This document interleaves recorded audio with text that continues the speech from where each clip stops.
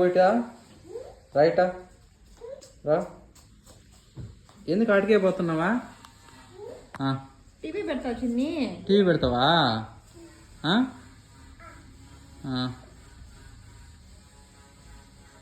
నీకు జమ్మని ఆడుకుంటున్నావు. నువ్వు వచ్చా ఇంట్లో నుంచి వదిలేసి ఇక్కడికా కార్ సర్వీస్ చేస్తావా? గ్యారేజ్ దగ్గరికి వచ్చిన దానికా? ఏం అర్థం కాలేదబ్బు నాకు.